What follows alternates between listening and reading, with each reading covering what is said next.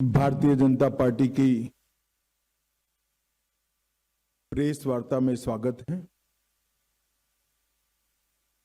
जैसा आप सभी जानते हैं, बंगाल में चुनाव की घोषणा हो चुकी है और भारतीय जनता पार्टी के सभी कार्यकर्ता हमारे प्रदेश अध्यक्ष जी के नेतृत्व में बंगाल में भारतीय जनता पार्टी की सरकार बनाने के लिए बड़े आत्मविश्वास के साथ चुनावी मैदान में उतरे। हमारे विपक्ष के नेता श्री शुभेंदु अधिकारी जी ने भी चुनाव के पहले ही पूरे बंगाल का दौरा कर बंगाल में फैली अव्यवस्थाएं, अराजकता और आर्थिक बदहाली और विशेषकर घुसपैठ के मुद्दे को बंगाल के जन जन तक पहुंचाने का काम। मित्रों, बंगाल का यह चुनाव बंगाल के लिए तो महत्वपूर्ण है ही है, परंतु पूरे देश के लिए महत्वपूर्ण। पूरे देश की सुरक्षा बंगाल के चुनाव के साथ एक प्रकार से जुड़ी है। असम में भारतीय जनता पार्टी की सरकार बनने के बाद असम से घुसपैठ कमोबेश समाप्त हो गई। अब एक ही रास्ता बचा है जहां से घुसपैठ होकर पूरे देश के अंदर घुसपैठिए फैलते हैं और देश की सुरक्षा के साथ खिलवाड़ करते। इसलिए बंगाल का एक चुनाव बंगाल के लिए महत्वपूर्ण है कई मायनों में, और देश की सुरक्षा की दृष्टि से देश के लिए भी महत्वपूर्ण। भारतीय जनता पार्टी ने तय किया है कि तृणमूल कांग्रेस के शासन के खिलाफ जनता के जो मुद्दे हैं, इसको आवाज देना, जनता की आवाज को मुखर कर बंगाल की जनता के सामने और देश की जनता के सामने प्रस्तुत करना, और बंगाल के आने वाले चुनाव में ये पूरी जो अराजकता तृणमूल के शासन में फैली है, इसका हम क्या हल लेकर आएंगे, इसका हम जवाब भी लेकर आएंगे। परंतु आज की प्रेस वार्ता तृणमूल कांग्रेस की इस सरकार के 15 साल के शासन के खिलाफ हमारा चार्जशीट, ये आज की प्रेस वार्ता का मुद्दा है। ये चार्जशीट जो है वो तृणमूल कांग्रेस भले कहे भारतीय जनता पार्टी का चार्जशीट है, परंतु मैं मानता हूं ये बंगाल की जनता ने ममता बनर्जी की सरकार के खिलाफ लगाया हुआ चार्जशीट है, जिसको भारतीय जनता पार्टी एक आवाज दे रही। एक प्रकार से आने वाला चुनाव बंगाल की जनता को तय करना है कि भय को चुनना है या भरोसे को चुनना। भय के आतंक से मुक्ति पाकर भरोसे के साथ देश जिस तेजी से आगे बढ़ रहा है, इसके साथ बंगाल को जुड़ना चाहिए। ये तय करने का चुनाव है। विगत 15 सालों में भय, भ्रष्टाचार और भेदभाव की राजनीति चल रही है। झूठ, डर और हिंसा का सहारा लेकर अपनी राजनीति को आगे बढ़ाने का नया राजनीतिक थ्योरी ममता बनर्जी ने प्रस्तुत किया है। कोई भी सरकार को चुनकर आने का आधार जन कल्याण के काम होते हैं। तृणमूल कांग्रेस का चुनकर आने का आधार झूठ, डर और हिंसा है। मगर भारतीय जनता पार्टी 1911 से ही 2011 से ही इसके खिलाफ एक संघर्ष कर रहे हैं, और मुझे लगता है कि इस बार बंगाल की जनता पूर्ण बहुमत के साथ भारतीय जनता पार्टी की सरकार बनाने जा रही। ये जो चार्जशीट है टीएमसी के 15 साल के काले चिट्ठों का संकलन है।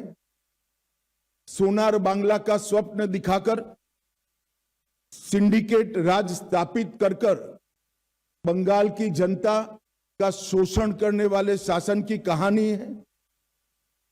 तृणमूल कांग्रेस के कुशासन में बंगाल भ्रष्टाचार की प्रयोगशाला बन चुका है।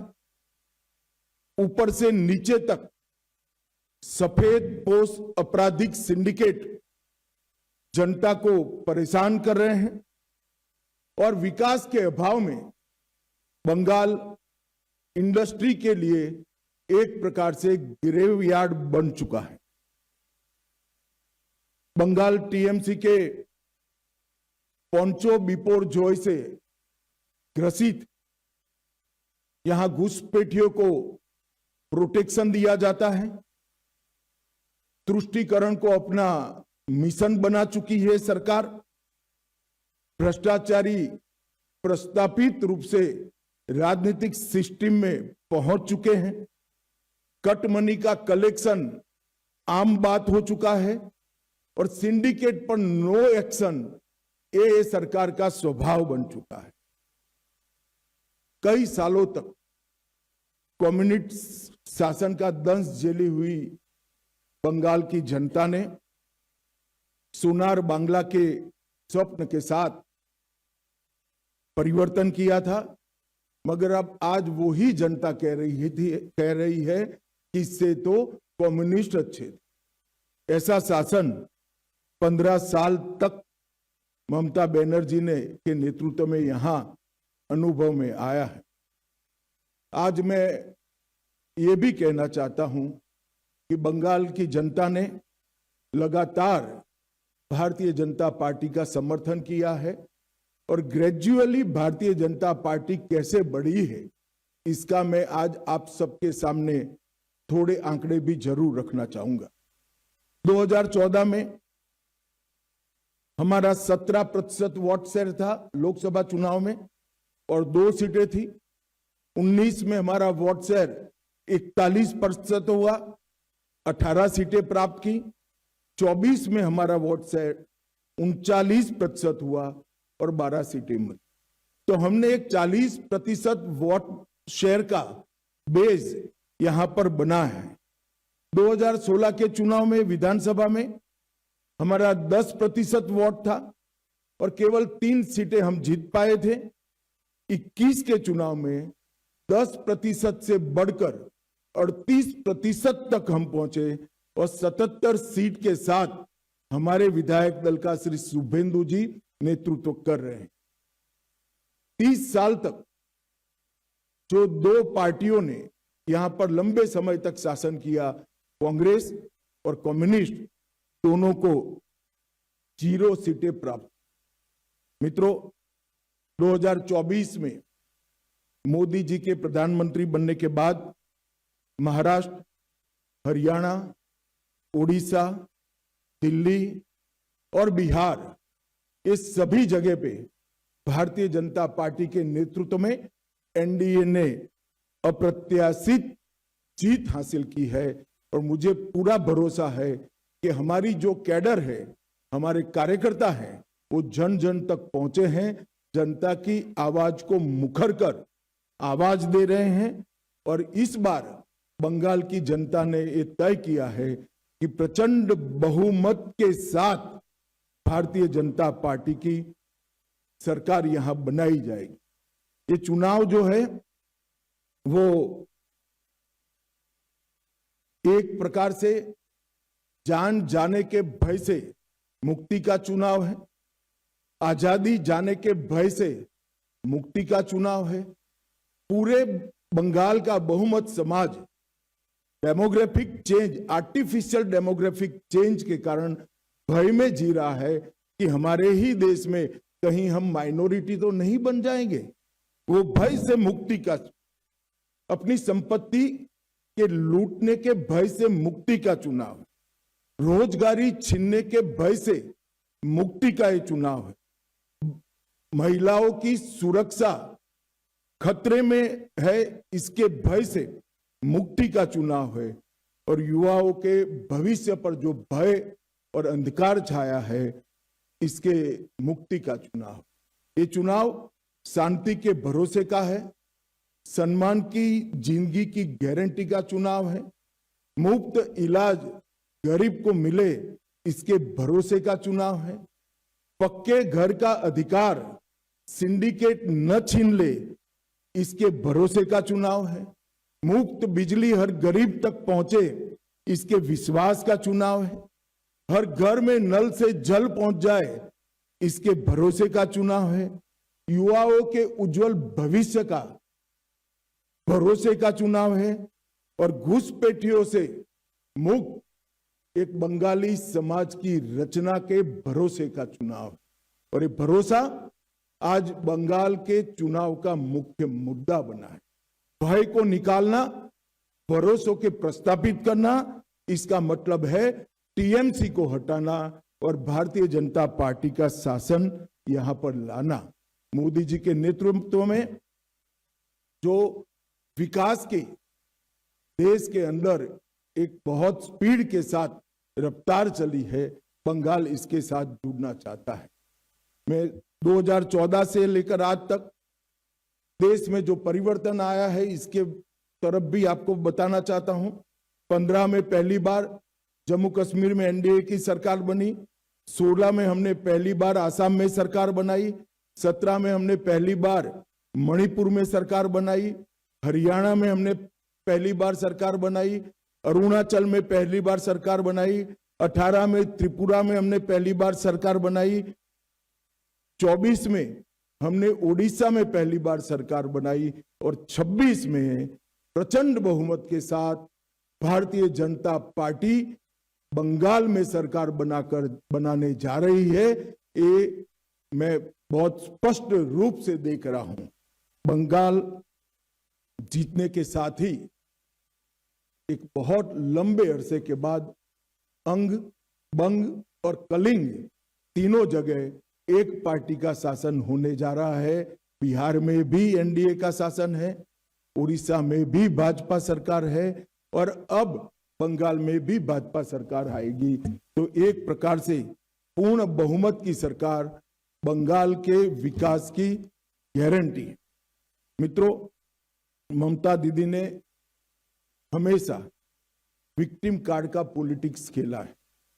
कभी पैर तुड़वा लेती हैं, कभी सिर पर पट्टी बंधवा देती है, कभी बीमार हो जाती है, और कभी चुनाव आयोग के सामने बेचारा बनकर चुनाव आयोग को गालियां निकालती। मगर ममता दीदी, मैं आपको बताने आया हूं कि आपकी ये राजनीति को, विक्टिम कार्ड की पॉलिटिक्स को बंगाल की जनता अब बहुत अच्छे तरीके से समझ गई।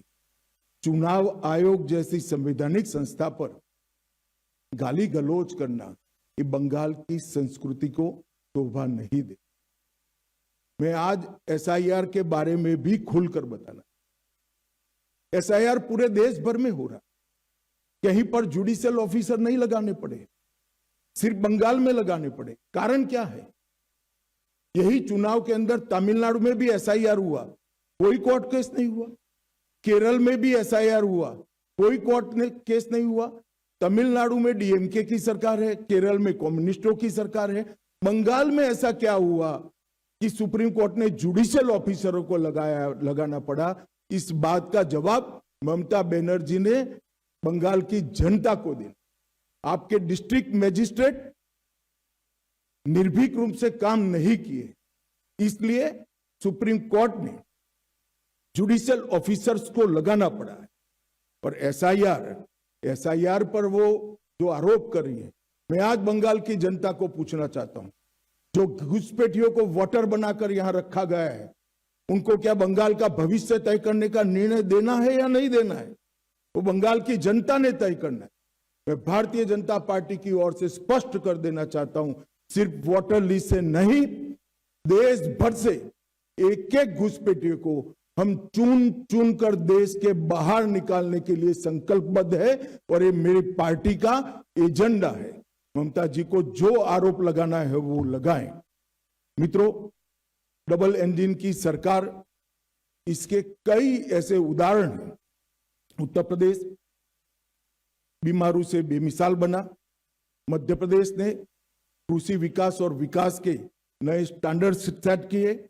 आसाम, जहां सालों से उग्रवाद था, वहां आज सेमीकंडक्टर का प्लांट लग रहा है। त्रिपुरा ने 25 साल के ठहराव को समाप्त कर कर, कैडर राज को समाप्त कर कर हम विकास के रास्ते पर आगे बढ़े हैं। और अब बारी है बंगाल की, यहां पर भी सिंडिकेट से मुक्ति पाने का ये चुनाव है।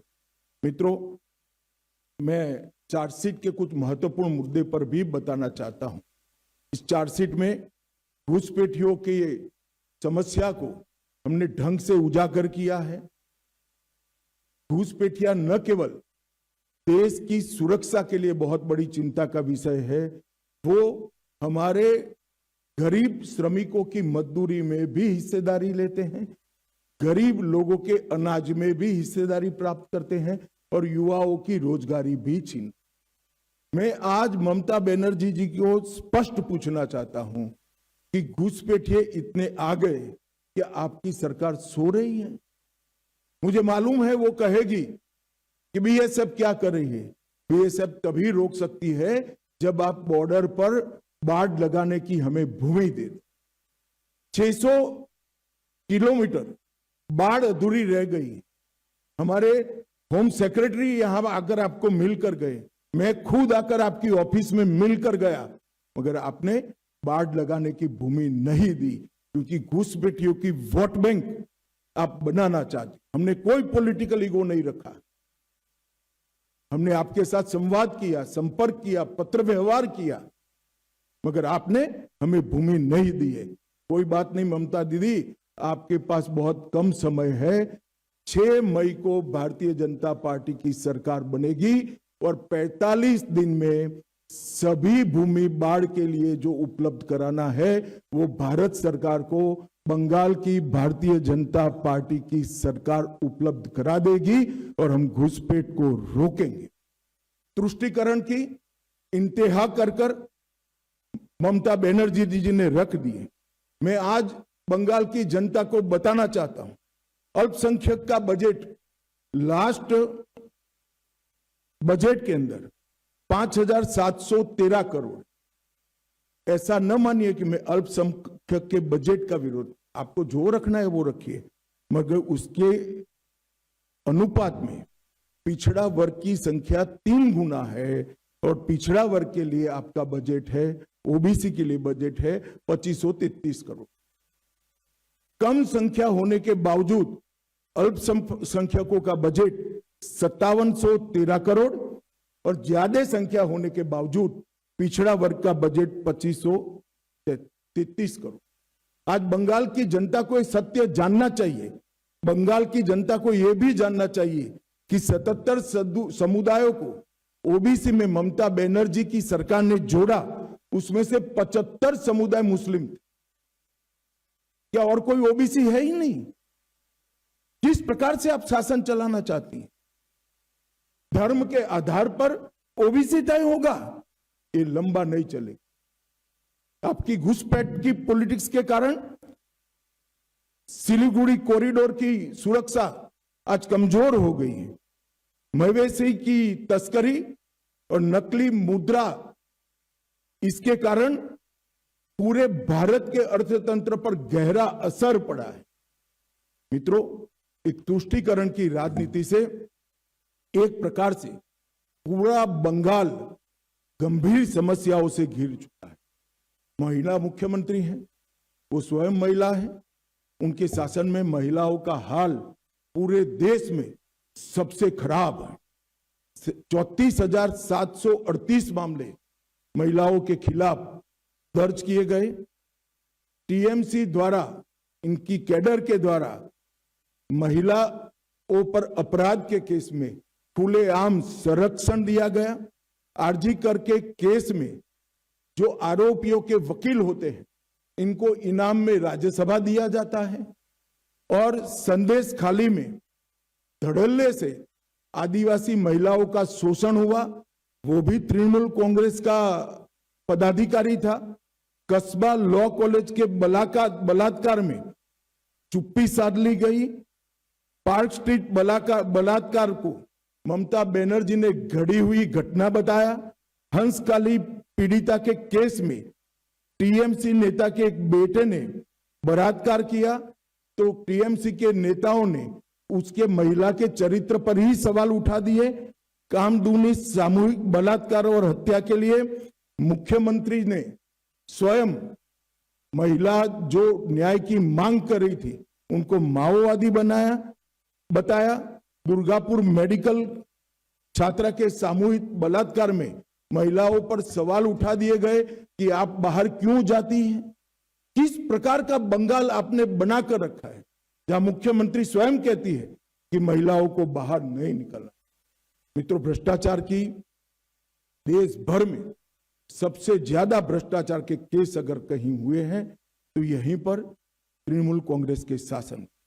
राशन का पीडीएस घोटाला 10,000 करोड़, शिक्षक भर्ती का घोटाला, 26,000 नौकरियां रद्द हो गई, मनरेगा जॉब कार्ड घोटाला, पीएम आवास का घोटाला, मिड डे मील का घोटाला, पीएमजीएसवाई सड़क का घोटाला, मालदा बाल राहत का घोटाला, अम्फान राहत का घोटाला, मवेशी तस्करी का घोटाला और तृणमूल कांग्रेस के 20 से ज्यादा एमपी, एमएलए और पदाधिकारी एक घोटाले में जेल में बैठे और उनको टिकट भी दिया गया है। ममता बनर्जी को मैं पूछना चाहता हूं कि आप क्या बंगाल की जनता को इसका जस्टिफिकेशन दे पाएगी? टीएमसी के शासन में कानून और व्यवस्था का संपूर्ण पतन हो चुका है। 300 से ज्यादा पॉलिटिकल पार्टी के, विशेषकर भारतीय जनता पार्टी के कार्यकर्ताओं का हत्या हुआ है और हमारे विपक्ष के नेता शुभेंदु अधिकारी पर भी पश्चिम मेदिनीपुर में हमला किया गया। हमारे तत्कालीन राष्ट्रीय अध्यक्ष श्रीमान नड्डा जी की गाड़ी पर भी हमला किया गया। बंगाल में राजनीतिक हिंसा मानो चुनाव जीतने का पर्याय बनाकर ममता बनर्जी जी ने रख दिया। बंगला अस्मिता पर भी ढेर सारे हमले किए हैं। संसद में वंदे मातरम के 150 साल की एक गौरवमयी चर्चा होती है, टीएमसी इसका विरोध करती है। बांग्ला पाठ्य पुस्तकों में उर्दू शब्द शामिल कर दिए जाते हैं। खुदीराम बोस के लिए पाठ्य पुस्तक में अपशब्द कहे जाते हैं। सनातन धर्म के लिए गंदा धर्म ऐसा धड़ल्ले से बोला जाता है। हरिचंद और गुरुचंद ठाकुर के पवित्र नामों को भी अपमानित किया जाता है। मैं नहीं मानता कि आज का बंगाल कवि गुरु का बंगाल रह गया है। ममता बनर्जी के शासन में बंगाली अस्मिता भी नीचे नीचे नीचे पाताल तक पहुंच, औद्योगिक कब्रिस्तान के रूप बंगाल को आज जाना जाता है।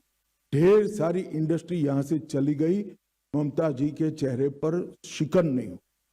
ममता जी को इंडस्ट्री जाने से ज्यादा घुसपैठियों के वोट मतदाता सूची में रह जाए, इसकी चिंता है। ममता जी ने इतनी चिंता अगर इंडस्ट्री की करी होती तो इतनी इंडस्ट्री बंगाल छोड़कर न जाती और एफडीआई का प्रवाह 30% गिरकर सिर्फ 2662 करोड़।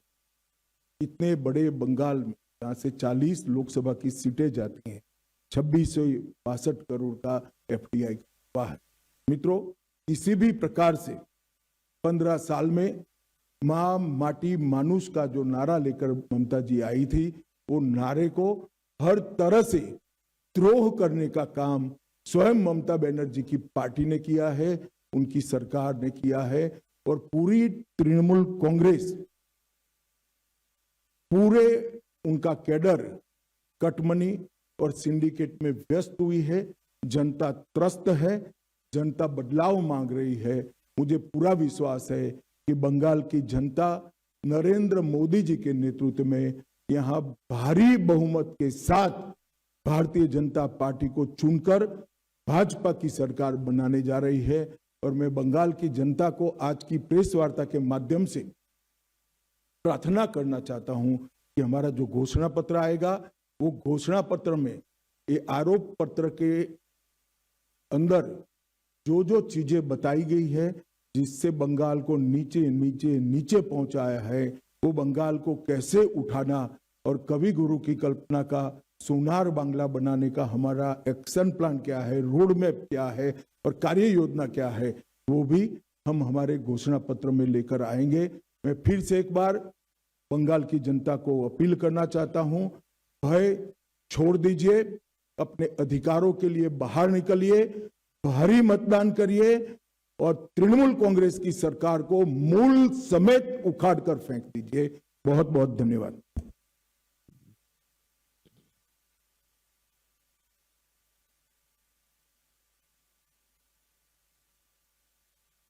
एनआई उज्जवल। फोन माइक ले लो। आपने कहा कि भय मुक्त बंगाल बनाना एक बड़ा बीजेपी का सबसे बड़ा इस बार का एजेंडा भी है और इन्फ्लेटर्स की बात की है, लेकिन जिस तरह से मुख्यमंत्री ममता बनर्जी खुद स्टेज में खड़ी होकर ये कहती हैं कि बीजेपी अनऑफिशियल प्रेसिडेंट रूल लगा चुकी है, रिसफल हो रहा है आईएएस आईपीएस ऑफिसर का, अब कोई भी अगर किसी तरह का दंगा होता है तो उसकी जिम्मेदारी इलेक्शन कमीशन को लेना है और बीजेपी को लेना है। कल ही देखा गया रामनवमी के दिन में मुर्शिदाबाद में एक वायलेंस का वहां घटना को अंजाम दिया गया। तो सर किस तरह से देखते हैं, क्योंकि चुनाव है, एमसीसी लागू है और जिस तरह का माहौल अभी से बन रहा है, सर क्या कहना है इस विषय पर? देखिए, देश भर में जहां जहां चुनाव होता है, जिन अधिकारियों के कामकाज पर सवाल उठे हुए हैं, चुनाव आयोग उसके ट्रांसफर पोस्टिंग में दखल देता है, वो पूरे देश भर में हो। बंगाल में इसलिए ज्यादा दिखता है कि यहाँ सारे अधिकारी ही एक प्रकार से इनकी कैडर बन गए, तो यहाँ कुछ ज्यादा दिखाई पड़ता है। परंतु ममता बनर्जी जी अगर ये सोचती है कि विक्टिम कार्ड खेलकर हम सिंपैथी प्राप्त करेंगे, तो आपको कॉन्क्रीट मुद्दों का जवाब देना पड़ेगा और इससे बच नहीं पाओ। जहां तक लॉ एंड ऑर्डर का सवाल है, जहां जहां भारतीय जनता पार्टी की सरकारें आई, चाहे आसाम हो, चाहे उत्तर प्रदेश हो, एनडीए की सरकार बिहार में भी आई, हम बदतर से बदतर व्यवस्था से राज्यों को बाहर निकाले हैं। ये हमारा ट्रैक रिकॉर्ड है। बंगाल की जनता हम पर भरोसा कर सकती है। हम बदतर से बदतर हालत वाले राज्यों से एक अच्छे सुशासित राज्यों में परिवर्तन करने का हमारा ट्रैक रिकॉर्ड है और बंगाल में भी हम इसको आगे बढ़ाएंगे।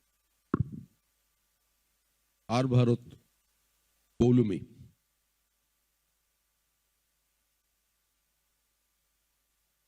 की हलो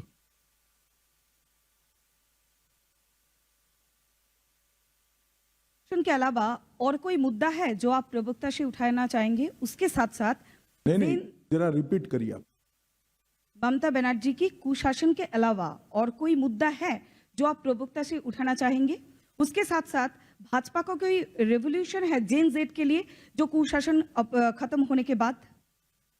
जरूर, भारतीय जनता पार्टी का शासन जहां जहां आया, हमने डेवलपमेंट को विकास का आधार बना।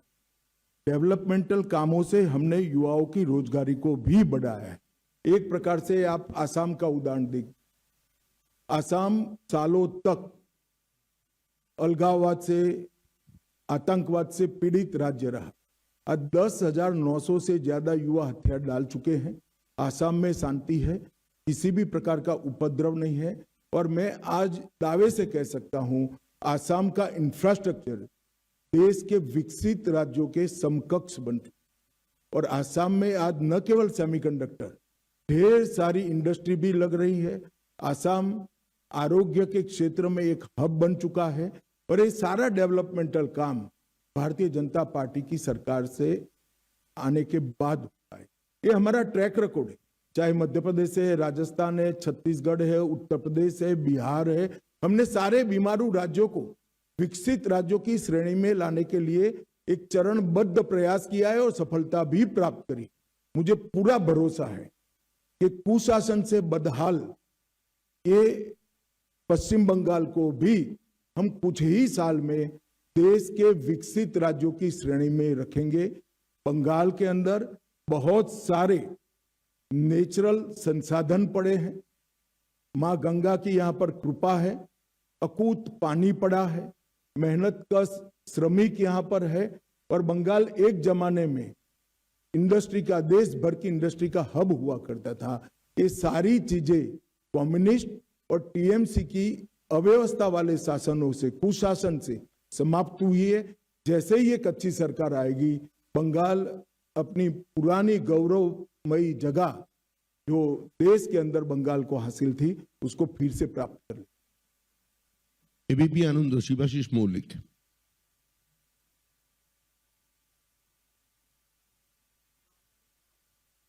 आपके आरोप पत्र में आपने कामदुनी से लेकर आरजीकर तक महिलाओं के बारे में बहुत सारे जो निर्यातन के घटना घटी है पश्चिम बंगाल में, उसके बारे में जिक्र किए हैं। अगर भाजपा का सरकार आए तो इन मुद्दों में क्या एक्शन प्लान होगा, इसके बारे में आपका प्लानिंग क्या है? देखिए, 15 साल में जितने भी महिलाओं पर अत्याचार के प्रमुख केस है, पाताल से भी इनके आरोपियों को ढूंढकर जेल की सलाखों के पीछे पहुंचाया जाए। पूरे शासन को अपराध कौन करता है इसका महत्व नहीं रहेगा। कोई भी व्यक्ति महिलाओं के खिलाफ अपराध करेगा, उसको धर भी लिया जाएगा और दंडित भी किया जाएगा। और जहां जहां हमारी सरकारें आई है, हमने कर कर दिखाया। हमारा ट्रैक रिकॉर्ड है महिला सुरक्षा के लिए।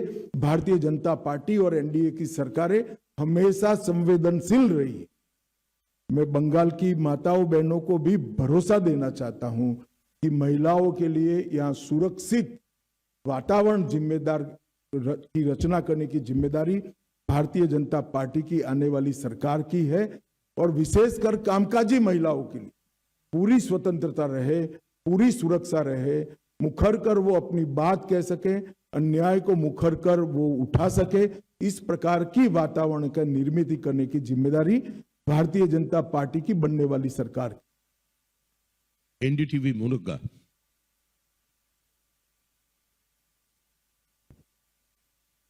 मेरा आपसे सवाल है कि उत्तर बंगाल के लिए, पश्चिम बंगाल के लिए क्या रोड मैप होगा बीजेपी का? और जिस तरह से बात हिंदुओं की होती है, तो रामनवमी पर एक बार फिर से हिंसा की तस्वीरें आई हैं मुर्शिदाबाद और उत्तर बंगाल के कई इलाकों से, कैसे देखते हैं आप इस? देखिए, इस बार थोड़ा कम ही हिंसा हुई है, क्योंकि ममता जी के चहेते ऑफिसरों को चुनाव आयोग ने ट्रांसफर कर दिया। फिर भी हिंसा जरा भी नहीं होनी। हम सब समुदाय की सुरक्षा की यहाँ पर चिंता करेंगे और विशेषकर बहुमत समाज की, क्योंकि तुष्टीकरण के कारण बहुमती समाज के साथ यहाँ बड़ा अन्याय हुआ है। जहां तक उत्तर बंग का सवाल है, बहुत अन्याय हुआ है। पहले कम्युनिस्टों ने भी किया और बाद में ममता बनर्जी ने भी किया है।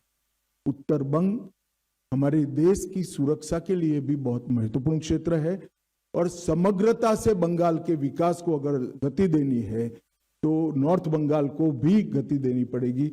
वहां इंफ्रास्ट्रक्चर, स्वास्थ्य, इंडस्ट्रियल डेवलपमेंट और शिक्षा, ये चारों क्षेत्रों को, और उत्तर बंग की जिस प्रकार की डाइवर्सिटी वाली कल्चर है उसको भी हम बढ़ावा देंगे, इसकी सुरक्षा भी करेंगे। हमारे घोषणा पत्र में उत्तर बंग के लिए एक प्रकार से हम विशेष चैप्टर भी लेकर आने वाले। G24 मौमिता चक्रवर्ती। सर, बंगाल में अभी माइग्रेंट लेबर का बहुत ज्यादा प्रॉब्लम है, क्योंकि यहाँ पे नौकरी नहीं है। 5000 या फिर 8000 में नौकरी मिल जाए वो भी बहुत बड़ी बात है। तो do you have any specific plan for youth generation? देखिए, इसका समस्या का समाधान एक ही है, यहाँ पर इंडस्ट्रियल डेवलपमेंट को गति देना। यहाँ से कट मनी के कारण, सिंडिकेट के कारण और भ्रष्टाचार के कारण पूरी इंडस्ट्री देश भर में चली गई। आजादी के वक्त बंगाल एक प्रकार से भारत के प्रमुख औद्योगिक राज्यों में से एक माना जाता, और कोई जवाब ही नहीं दे रहा है ऐसा क्यों हुआ। अगर यहां पर इंडस्ट्री आती है तो युवाओं के रोजगार की गारंटी अपने आप बढ़ जाती है। हम सबसे पहले इसको प्राथमिकता देंगे। और जो आप बता रही है बहुत कम मुआवजे में रोजगार कर रहे हैं, मतलब उनकी तनख्वाह बहुत कम है, इसका मेन कारण घुसपैठिया है। घुसपैठिया जो घुस रहा है हमारे युवाओं के अधिकारों का, रोजगारी का भी और रोजगारी के मुआवजे मतलब उनकी तनख्वाह का भी बहुत बड़ा खेल बिगाड़ अगर कोई रहा है तो घुसपैठिए बिगाड़।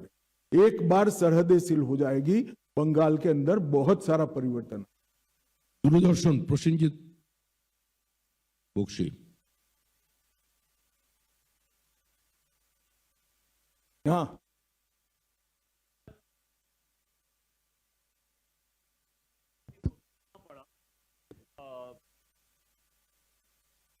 अगर आप सरकार बना पाए तो ये हम टीचर बना ही पाएंगे अगर छोड़ दो। अच्छा ठीक है।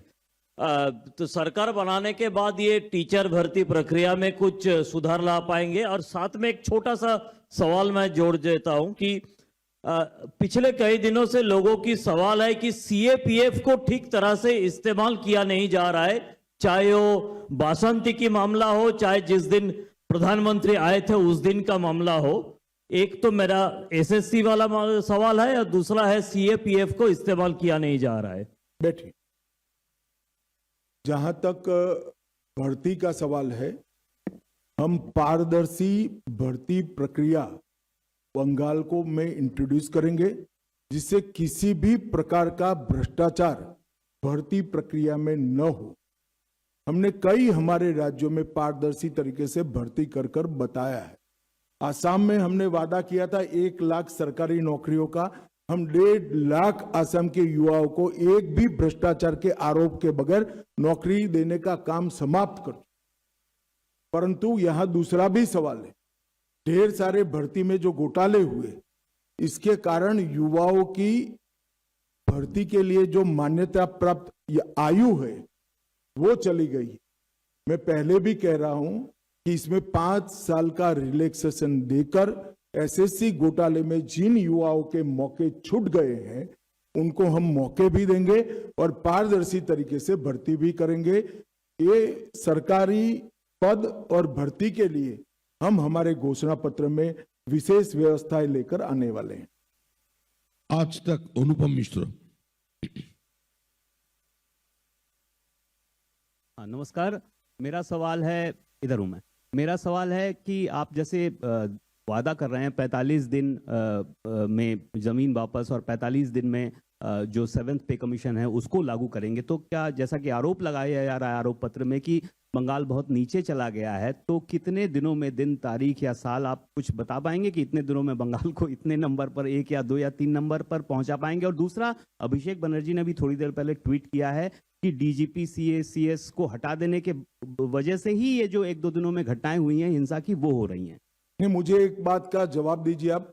2021 में चुनाव के बाद जो हुआ, पंचायत चुनाव के बाद किसका डीजीपी था? भारतीय जनता पार्टी के कार्यकर्ताओं को चुन चुन कर मार दिया गया। कैसे जस्टिफाई करेंगे अभिषेक बनर्जी?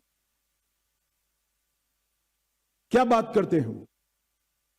सबसे कम हमले अगर रामनवमी पर हुए हैं तो इस बार हुए, और उसका कारण है कि चुनाव आयोग ने न्यूट्रल टाइप के अधिकारी रखे।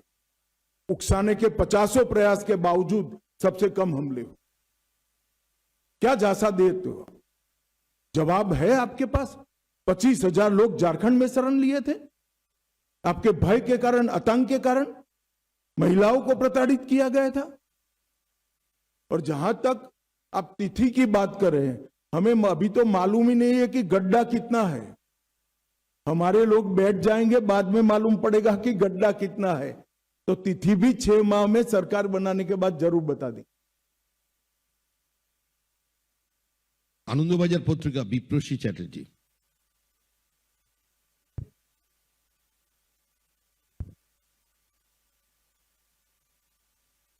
Honorable Home Minister, sir, I want to ask you a question regarding the migrant laborers who speaks in Bengali have been beaten in various states.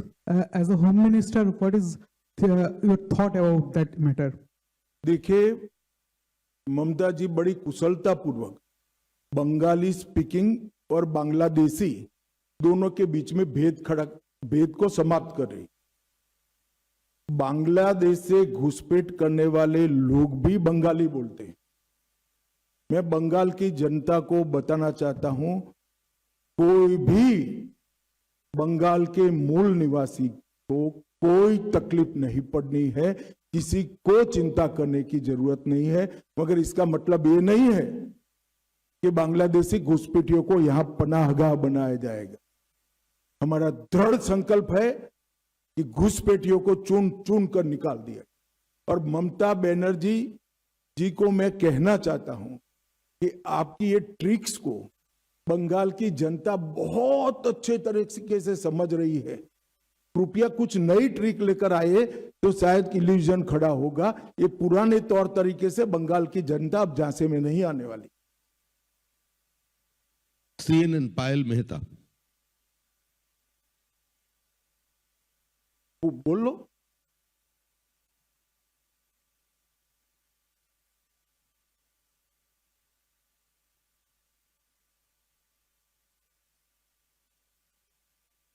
राष्ट्रपति जी को आके कहना पड़ा था कि ममता जी मुझसे क्यों नाराज है और मेरे साथ ऐसा क्यों व्यवहार किया। तो जो जिस तरह का व्यवहार यहाँ पे जनजाति समाज के साथ किया जाता है उस पर आपका क्या कहना है और आगे इनके लिए बीजेपी का क्या प्लान है? जो बंगाल एक जमाने में सौजन्यता के कल्चर के लिए पूरे देश और दुनिया में वाहवाही बंगाल को मिलती, वही बंगाल आज संवैधानिक पदों पर बैठे हुए व्यक्ति, चाहे राष्ट्रपति जी हो, महिला राष्ट्रपति हो, ट्राइबल राष्ट्रपति हो, इनका इंसल्ट कर रहा है। चाहे प्रधानमंत्री जी बंगाल की खबर पूछने के लिए आए हैं, खुद मतलब नेचुरल आपत्ति के बाद, तो वहां पर अफसर न भेजकर प्रधानमंत्री जी का इंसल्ट करना, प्रधानमंत्री जी के कार्यक्रम के थोड़े दूर मुख्यमंत्री धरने पर बैठ जाना, मेरी तो समझ में नहीं आता कि क्या हो गया है। और बंगाल की जनता को ये देखना चाहिए, हमारा बंगाल एक प्रकार से सौजन्यता के संस्कार के लिए पूरे विश्व भर में प्रसिद्ध था। यहां दुनिया के हर लोगों को, हर मत को, हर विचार को प्राधान्य दिया जाता था, आवभगत होती थी। इतनी असहिष्णुता कहां से आ गई? क्या ललक है आपको? और ये बात बंगाल की जनता भी टीएमसी से पूछना चाहती है कि किस प्रकार से आप देश के राष्ट्रपति जी का अपमान कर सकते हैं, विशेषकर वो जब ट्राइबल समाज से हैं, महिला राष्ट्रपति है। किस प्रकार से देश के प्रधानमंत्री का अपमान कर सकते? और ये बंगाल का कल्चर तो कम से कम नहीं था, ये टीएमसी का कल्चर होगा। पूछ लो तुम अंतिम। हाँ, एक मिनट, सब एक साथ तो नहीं पूछ पाएंगे, बैठ जाइए। रवि। सर मेरा सवाल यह है, पश्चिम बंगाल में क्योंकि आप लोग कह रहे हैं कि घुसपैठिया है, फिर एसआईआर की प्रोसेस किया जा रहा है उन लोगों के लिए जो कि यहाँ के वोटर नहीं है, उनको हटाया जाए, तो पॉलिटिकली एसआईआर के बाद पश्चिम बंगाल में बीजेपी को कितना फायदा होगा सत्ता में आने के लिए? देखिए, एक बात पहले समझ लीजिए, एसआईआर के खिलाफ ममता जी एक काल्पनिक हवा खड़ा कर रही है।